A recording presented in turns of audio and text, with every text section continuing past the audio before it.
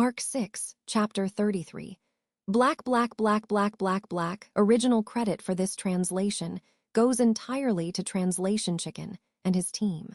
Left behind by a myriad of fluttering feathers, Abyss descended on the balcony in the night. Decorative birds spread their wings fearlessly and took to flight into the murky night sky.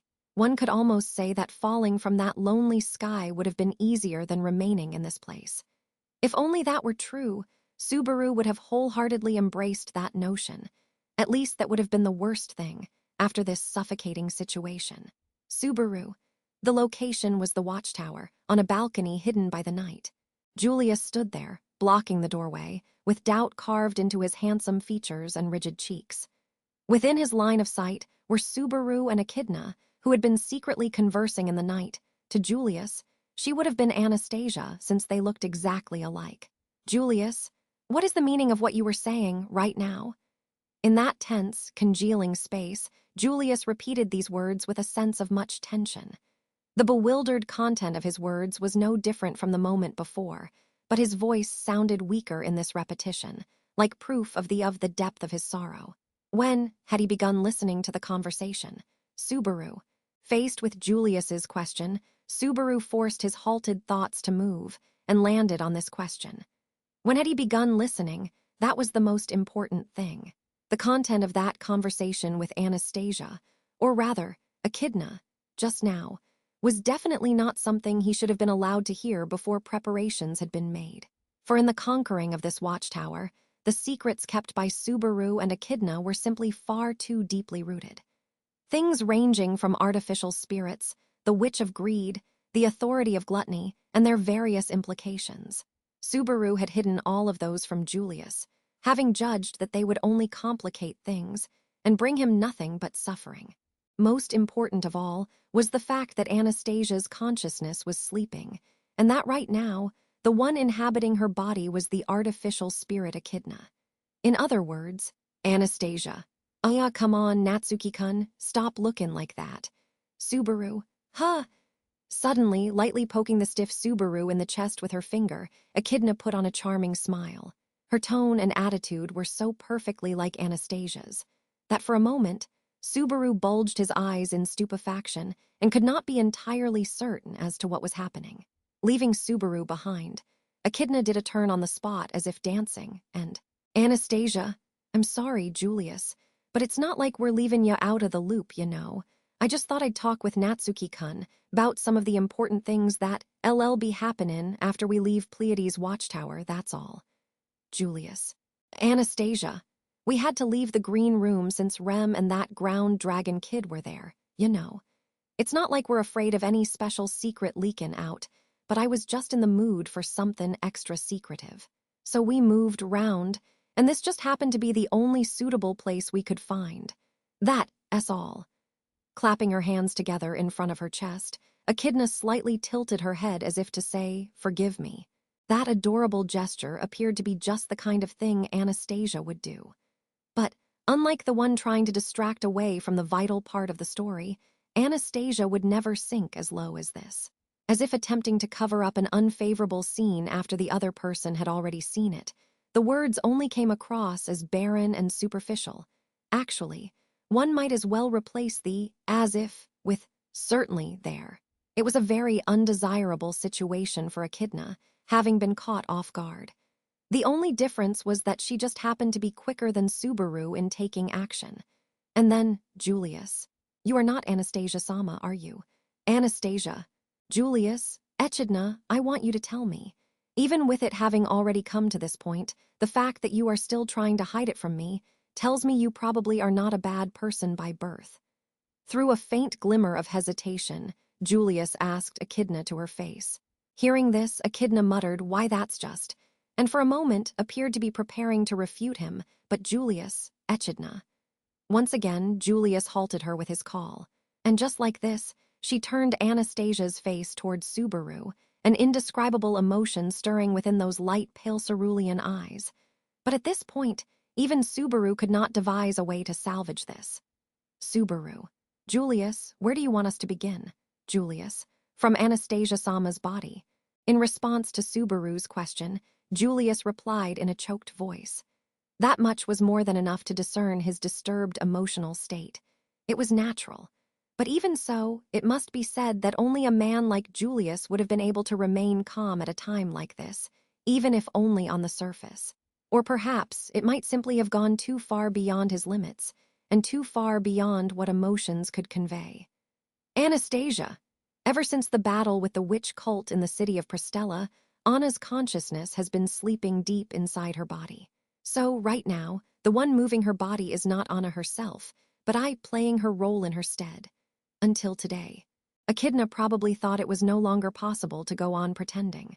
Plainly, without any setup, she simply spoke as if laying out the facts. In the middle of defending Prestella against the witch cult, Echidna took Anastasia's place and dueled with the witch cultists. Anastasia's spirit had been asleep ever since. They had hidden this from Julius and Ricardo and all the members of the Iron Fang before they set out for Pleiades' watchtower. This fact was only shared between Subaru and Echidna. Julius. Why would you only share this information with Subaru? Anastasia. He was not under the influence of the authority of the Sin Archbishop, and so he was the only person outside the chaos of the situation. Besides, he is also a spiritual arts user that has forged a contract with an artificial spirit bearing the same roots as I, Beatrice. I must confess this was not my original intention. However, Julius, however, Anastasia, however, he saw through my act as Anna, so I had no choice but to tell him. Hearing this explanation of why only Subaru had come to know that it was Echidna inside Anastasia's body, Julius's eyes began to tremble beyond control. Echidna had been at a loss of words because she expected nothing but discomposure. Of course, because Subaru had seen through Echidna's performance. Julius, someone who barely knows her, something even a stranger should notice, and yet someone who regards himself as her one and only knight did not. Subaru. Stop, you dumbass. You can't say that. Julius. Subaru. Your situation. You were just in a bad situation. There was a huge thing that had just happened to you, and you were down in the dumps. And it wasn't just you, there was Ricardo and Mimi and the others as well, right? I only noticed because, of something anyway, it just happened by chance. Listening to Julius deriding himself with those words, Subaru attempted to put a stop to his self-injury. However, in his failure of his duty as a knight, there were no words that could console him. In reality, just what could Julius have done? Was he really to blame for this? The master he devoted his loyalty to, his comrades with whom he had sworn a vow with, his fellow knights that have always been his companions, and all the many, many more, everything he had accumulated up to now in his life as a knight, had collapsed like a wall of sand. How can he stand before them again? Stalwart, elegant, a knight. How could he ever be called that again? If being a knight meant never permitting oneself to succumb to one's pain like a common human being, then being a knight was a curse for Julius Juculius. Julius, it is the duty of her one and only knight to eliminate chance and be certain at all times. Subaru. Then being her one and only knight is nothing but a troublesome title, isn't it? Julius, take back those words and do not direct them to me again. Right now, I am afraid I have lost some part of myself. Subaru's consoling rationalization simply bounced off in the face of Julius' knightly convictions. Watching as Subaru fell speechless from the emotions clogging up his throat, Julius shook his head. Julius, let us get back on topic. Echidna, what is your intention? Anastasia, to return this body to Anna. That is the reason I brought you all to Pleiades' watchtower, even more importantly than the victims of gluttony and lust. Julius, in other words, you mean to say you never wanted this, and you have no way to restore Anastasia-sama, even if I slay you. Placing his hand on the knight's sword at his waist, Julius narrowed his eyes and threw her this perilous question. Receiving this, Echidna cast down her eyes and gently touched her own chest. Anastasia, that I am an evil spirit and have taken over Anna's body for that reason, I cannot give you any evidence to refute that speculation. So, if you are convinced that I am lying to you, even if you choose to destroy me, I cannot stop you. But, at the end of her last syllable, Echidna continued after pausing only a beat. Anastasia. But in that case, any possibility of restoring the consciousness of Anna's empty shell will be extinguished by your hand. In the worst case, it will become difficult to even preserve her life, and there is a chance that she will die. Echidna laid out her thoughts on Julius's suggestion of cutting her down. Then, having said this, she softly lifted her hands. Anastasia. Of course, this is only a nonsense possibility I had no choice but to come up with because I want to live. Even I cannot say for sure whether my death would be the solution. If I must die so that Anna can live, I feel like I would be all right with that, though I really do not wish to die. Julius. And why would you be willing to do that for Anastasia-sama? Anastasia. The relationship between Anna and I is an incomplete one. Therefore, perhaps it is not right to apply it to the common way of being of a spirit and a spiritual arts user. Cutting off her words there, Echidna looked at Julius and Subaru in turn. Even though their beings were different, it seemed almost as though she envied the two of them, who had a proper contract-bound relationship with spirits as spiritual arts users. Anastasia! I like Anna, and I have been at her side ever since she was a young child. So I do not wish to abandon her, and I want her to be happy. That is my reason. Julius. Anastasia. Julius, I did not reveal this fact to you because it would have only led to unnecessary confusion. Anna herself had wished to keep my existence secret, if possible. In fact, she was the reason I had remained hidden all the way until what happened in Prestella. It was all thanks to that child. Even back in Prestella, Julius had been quite shocked when Anastasia announced that she had been hiding Echidna for so long. Subaru, who had prioritized retrieving Emilia above all else, could not possibly imagine what storm must be churning within Julius's chest at that moment. Just that, in such a short span of time, what his master had kept hidden, along with the secret pertaining to the fundamentals of Anastasia herself, had all been revealed to him at a time when they should not have been revealed. Just how much must all of this be weighing on Julius? Julius, I can understand your relationship with Anastasia-sama. It is difficult to believe everything. But I have no choice but to believe you. At least in that it would be thoughtless to do anything to you right now. Anastasia, oh, is that so? I am glad you chose rationally, Julius. I am sure Anna would be glad as well. Julius. Letting go of the hilt of his knight's sword, Julius did not respond to Echidna's words, and only remained in silence.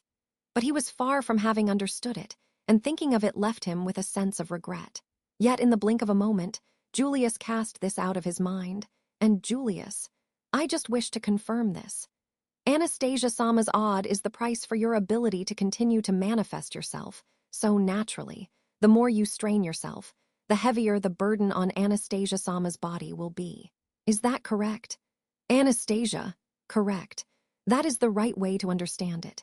If I eat well, sleep well, get some moderate exercise, take a generally healthy approach to life, it would be just enough to counteract the toll on Anna's odd.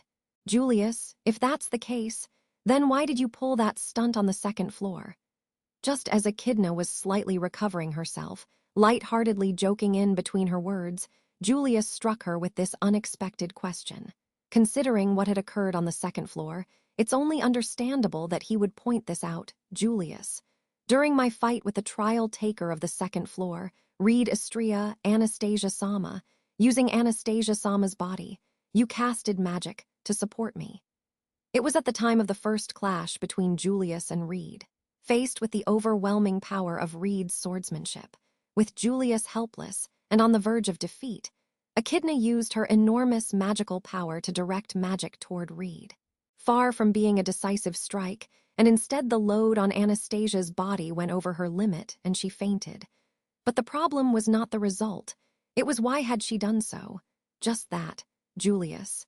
The burden of that act on Anastasia-sama's body could not have been light. After saying so much, your actions are still conflicting with your claims. So why? Subaru, that's what Julius pointed out was also what Subaru had been wondering. Back there, Echidna had taken action as Julius was overpowered, him carrying an expression as though he was resolved for death. There seemed to be a lie somewhere, yet it did not feel like it was precalculated. It must have been born out of pure concern. Could Echidna have chosen to help Julius simply because, while living inside Anastasia, They had already spent so much time together. Could that be all it was? However, to Subaru's doubts and to Julius's question, Echidna only replied, "I am sorry," and deeply bowed on the spot. Anastasia. Even I feel like a failure there. How should I say this? It is embarrassing to admit I am not very proficient at it, but I made that decision from a strategic point of view. Julius. A strategic decision. Anastasia. At the time, I had no idea whether the trial taker of the second floor had the intent to kill. Had I not done as I did, Julius's fighting prowess might have been lost. Of course, I wanted to avoid it for Anna. Besides, Redistria had his back turned, and so it seemed a perfect opportunity in my eyes. But not only did it fail, I have caused you distress. Apologizing, and adding one more at the end for good measure, Echidna slowly raised up her body. There were no contradictions within her explanation. While it was true that she had acted rashly based on amateur judgment, Subaru could not find any basis to refute her reasoning. Emotional ones aside, could such a story really be swallowed so easily? But before Subaru could pursue the point any further, Julius, I understood, but please be careful not to do anything rash in the future, not for anyone else, only for Anastasia-sama. Anastasia, understood. Subaru. What? Julius gestured that he had understood and accepted, and nodded back at Echidna. Watching their exchange, Subaru kicked at the floor much like he was sure if they were joking. Subaru. How can you be convinced by that? Julius. Subaru, I am convinced. Echidna will refrain from doing anything rash in the future. What else is there to say? This is a matter between Anastasia-sama and Echidna, and between Anastasia-sama and myself. Subaru. Julius, it seems you have been caught up in this by some strange mistake. But this is a matter internal to the Anastasia camp. This is not your pain to bear. Listening to Julius trying to distance him from the problem, Subaru clenched his back teeth. It was not as if Subaru was carrying this pain because he one-sidedly wanted to. Subaru. Whether or not I take this upon myself is my own damn business, isn't it? Julius. So you can take this upon yourself, yet deny me the right to face my own problems. I do not seem to recall you ever telling me about Anastasia-sama and Echidna. Subaru. Gah! Julius, sorry, I should not have said this, but it is the truth. Wrenching this out in a choked voice, Julius turned his eyes away. Within that voice, that stubbornness, Subaru finally noticed it. Julius had not remained calm at all. Far from hiding the tempest raging in his heart, he could not even keep it from seeping through to the surface. Having lost his own existence, and even the one thing that remained to him, his loyalty to his master, was shown to be a lie, their promise to tell each other every concern broken. Even so, the man named Julius was not supposed to be subject to emotions. Julius, I do not intend to argue. For Anastasia-sama, we must find a way to deal with this situation as soon as possible. Echidna, I hope I can count on your sincere cooperation. Anastasia, of course. Since you have already found out, I suppose there is no reason for me to continue playing the part of Anna anymore. Well, if you can tolerate me in the form of Anna, that is. Julius, that is irrelevant. I must restore Anastasia-sama to the way she was, and looking at this form will remind me of what I must do. Hearing of his intention to hurt himself to strengthen his resolve, Echidna put on a sad expression. But Julius had already turned up to the sky without seeing her face. As if noticing for the very first time that the night sky from atop the balcony was unblemished by the miasma, he squinted his eyes under the radiance of the stars. Julius, there is no reason to stay here for long. Let us return inside.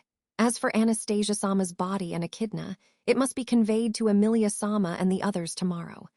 Anastasia, ho-ho, all right, I will prepare for it as well. With those words, Julius gently took Echidna's hand and began to walk. Surely, it was exactly the same as what he had always done for Anastasia. Whatever was inside, his loyalty to Anastasia would not morph even if she was sleeping deep within her body, even if she had forgotten Julius. Subaru, Julius. Feeling something painful at the sight of his figure, Subaru shouted out to him. Having been abandoned by memories while still remembering everything about the others, having nothing left except to struggle, desperately relying on that sentiment. Having been there himself, He understood that pain. Even if he had been forgotten, he could not forget. That thought alone gave him the impulse to move. Julius. Julius halted his steps and, still holding onto Echidna, did not turn around. The fact that his back remained perfectly straight, in spite of all the turmoil within his heart, was just totally frustrating. Subaru, isn't there something you want to say to me? Regarding Echidna, regarding Anastasia's body, he had kept it all from him. Tonight, he had promised to take over for spending time in the green room, but Subaru broke that promise and secretly met with Echidna on the balcony. He could make excuses. There were reasons. It was not that he meant to. But regardless of his intents being malicious or not, regardless of his reasons, regardless of his excuses, his heart could not pull free. So why don't you raise your voice to shout at me? Swear at me, vent out your rage. Subaru could not be sure whether it was his own sense of guilt or whether Julius truly thought this. Surely Julius would never raise his voice or spit out abuses. Julius, there is. Subaru. Julius, I understand. Why you believed this truth should remain hidden from me. You meant no harm. It arose only out of concern and consideration. I agree with your apprehensions. If our positions were switched, I would have kept my silence as well. Subaru, Julius, yet even so, looking up to the sky, with a voice as if wrenching it out. Julius, whether it is myself, or Anastasia-sama, or you, I do not wish to be thought of as someone unworthy of being a knight. No special procedures were needed of him to return to the inside of the tower. Just like the way he had entered the balcony, he only had to crawl down below waist level to get through the hidden passage and come out inside the tower. While crawling on his knees, the pointless thought suddenly occurred to him that Julius must have crawled through here in the exact same way. Unfortunately, since he had already crawled back earlier, Subaru lost his chance to record this into memory. It was because he was so overwhelmed by Julius's final words that he remained there speechlessly for a while. Subaru. He had honestly thought that no words would have come out of him, except that had not been the case. Most likely, Julius believed that even if he shouted and sworn at a guilt-ridden Subaru, it would not have brought him any comfort. And since his virtue would not allow it, he could not hurl rage and complaints, but only swallow them silently on the spot. But that had not been the case. The words Julius had left behind in the end had pierced into his heart like a thorn. Perhaps Subaru would have felt better had he been yelled at. He did not feel that it would have been any easier, but it would have been better than to not being told anything at all. However, reality was not as such. The thorn left by Julius insisted on pain, and blood continued to flow from its puncturing wound, deep enough to make him hesitate about pulling it out. Subaru, I can't go back to the green room anymore. Chances were, Julius had already escorted Echidna back to the green room by now. After that, it would be unlikely that he would go search for a bed in the dragon carriage left in the lower levels. This deep-rooted problem, the sheer depth of it a fault of Subaru's own poor judgment, was not something that can be cleared up overnight. At least, it would take time, and simply holding calm discussions would not be enough to resolve it. Thinking about it that way, he felt a little embarrassed about going back to the dragon carriage. Even though he knew Julius would not return to that place, he would still feel somewhat guilty about tugging himself into a warm futon right now. However, at this late hour, there was no one Subaru could spill his heart to. The sleeping Rem and Subaru's best buddy Patrash were both in the green room, a place he was too afraid to approach because of Julius and Echidna. And it was far too selfish to wake Emilia and Beatrice up to make them listen to his whining. So, at this point, there was no one Subaru could, stranger. Barusu. Hearing that voice, Subaru made a muted sound with his throat and halted his steps. Turning around in astonishment, amidst the fourth floor's passageway where footsteps struck on the stone floor, he saw the form of the pink-haired girl, Ram. Ram's crimson eyes were wide open, looking over Subaru from head to toe. Ram, it has been a while since I have seen you make that face. Disreputable. Subaru, why are you immediately saying that right after we meet? Come to think of it, what are you doing here this late? Ram, I could ask you the same thing, although what Barusu could be up to at this hour would be unimaginable. In front of Ram, who crossed her arms as she approached him, Subaru tightened his cheeks at her words. Just the thought of what she might actually be imagining pulled a shadow over Subaru's face. Seeing Subaru do this, Ram shrugged her shoulders sadly. Ram. Anyway, you were bothering Rem with your whining again, weren't you? Even though Ram's little sister is cute and forgiving, do not be too unreasonable with having her do all the tough work. Subaru. Ah, yeah, well, you're right. Ram. Seeing Ram's eyes slightly widen as she heard this, Subaru let out a bitter smile. He did not convey his true feelings to her, but only what she might have guessed based on his daily activities. It was true, just as Ram said, that Subaru often spent his nights at Rem's bedside. In fact, he had already done so tonight, and it was only natural that Ram would think he had just left. But today, it was not only that Ram. Stop making that miserable face. Subaru. Ugh. Ram. With that pathetic, miserable expression, you look even lower than an already base manservant. Looking like that, people will begin to suspect Emilia-sama's character for taking a Barusu as her knight. Please revise. He felt Ram's finger flicking his drooping forehead. Subaru's eyes teared up from the force, and just as he was about to protest, Ram disinterestedly harumphed through her nose, shutting him back up. All the while, she herself seemed perfectly at ease. Subaru. Geez, really, Nisama is Nisama after all. Ram. Ha. Please do not disgust me with your thoughts. Subaru commented while stroking his forehead, and Ram put on an expression as if disgusted from the bottom of her heart. To feel salvation from such an attitude, he really must be pathetic. No part of what she had said had carried any expression of warmth or sympathy, but somehow that was what it meant to him. Subaru. Ram, what were you doing at this hour anyway? Ram, disgusting. Subaru, don't just suddenly end the conversation like that. We only just started. Hopelessly shrugging his shoulder, Subaru let out a quiet sigh and turned his eyes to the passageway behind Ram, where she had come from. Although the fourth floor was very wide, there was nothing particularly remarkable here. There was a green room and the luggage they had brought up from the dragon carriage. And Subaru, the staircase to the second floor. Ram, Subaru, unless you went up there. Alone. Ram, worry not, I am not as reckless as him. Albeit it might not seem as such, but I am not conceited enough to think I can manage Reed Astria alone. Imagining something he would rather not imagine, Subaru twisted his lips, and Ram laughed through her nose as she denied his suspicions. Amidst it, he noticed a subtle reference to Julius's stubbornness evident within her words, but approaching that topic here and now would twist the thorn in Subaru's chest. Ram, it seems that something happened between you and Knight Julius. Had a fight. Subaru, am I that easy to read? Ram, Barusu is as easy to read as Ram is intelligent. The latter has more to do with it, so rest at ease. No, of course the former has plenty to do with as well. It would not take long to get everything out of you under torture. Subaru, the fact that you're assuming I'd be placed under torture is kind of frightening, you know. Watching Subaru pick at his own cheek, Ram just squinted her eyes. Seeing that she was not jesting, Subaru shuddered a little. It was true that, considering Subaru's position, it was not entirely unlikely that Emilia's enemies in the royal selection might resort to this kind of barbaric measures. Maybe it would be a good idea to watch out for that, after all. Subaru, in that case, what were you doing here?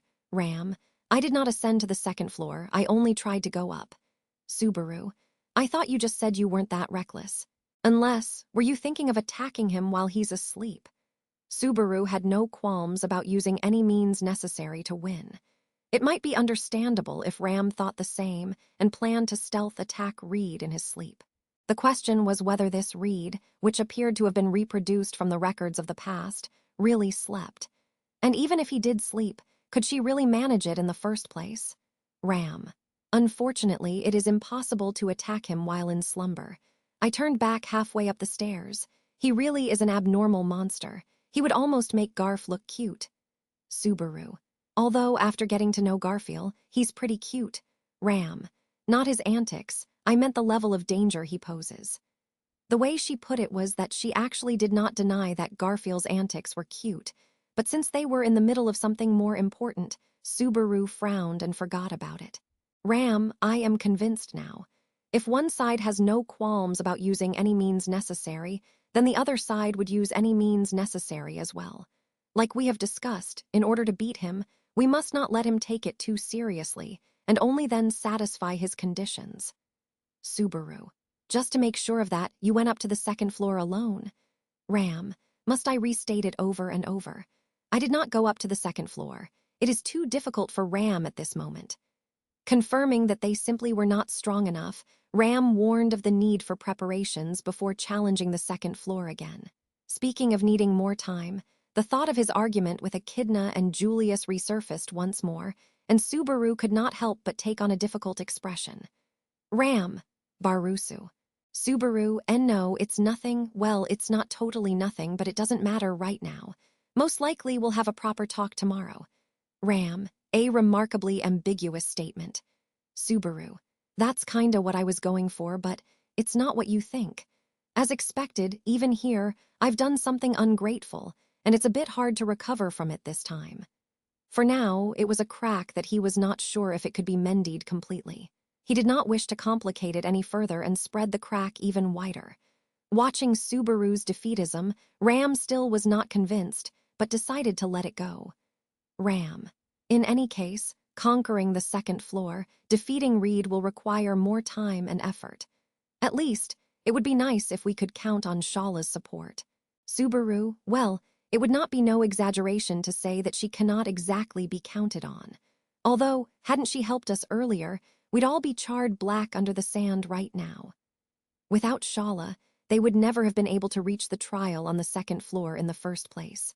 But even with that in mind, she had been a disappointing sage ever since they entered the tower. Of course, if they could borrow the trial taker's own hand to pass the trial, it would be quite exceptional indeed. Ram. If we only ever take the high road, we're bound to get stuck in a deadlock here. Subaru. It's not like I think it'd be better to take a more innocent approach, but purely on a case-by-case basis, it just wouldn't work this time. Ram, you say that so effortlessly. Ram does not possess that kind of leisure. Dissatisfied with Subaru's answer, Ram shrugged her shoulders. And while slowly turning her back, Ram. If you do not go to bed soon, it will hurt your performance tomorrow. I shall head back to the dragon carriage as well. Subaru. Yeah. He wanted to explain as to why returning was not an option for him, but it was too difficult. On the other hand, looking back and seeing Subaru mumbling this way, Ram spilled a small sigh. Ram, as you prefer. But if you drag us down because you did not get enough sleep, I will twist it off. Subaru. No, twist what off? Ram. I will leave that to your imagination. With a wave of her hand, Ram headed in the direction of the stairs to the lower levels. Without touching on what he did not want to touch on, leaving him to stand up by his own efforts, could that have been her consideration? Watching the thin back walking into the distance, even know that she would not gaze at it, Subaru raised up his hand. Subaru. Good night, Nisama. See you tomorrow. Ram is not Barusu's Nisama. Stop calling me that. Her last denial carried no strength within it, as if she had already accepted and only resisted for the sake of it. Watching Ram's figure disappear after leaving those words behind, Subaru clicked the bones in his neck and whispered, what am I gonna do now? He could not go to the dragon carriage anymore, and it was too difficult to return to the green room. In that case, he could either find some other place to rest till the morn, or find a place where he could do something meaningful with his time. Subaru, if I just want a place to sleep, I could find a suitable room. The top candidate would be the room where they stored their luggage. The dragon carriage's cargo and food supplies had all been moved into that room, though it would be hard yet possible to find something he could use as a pillow.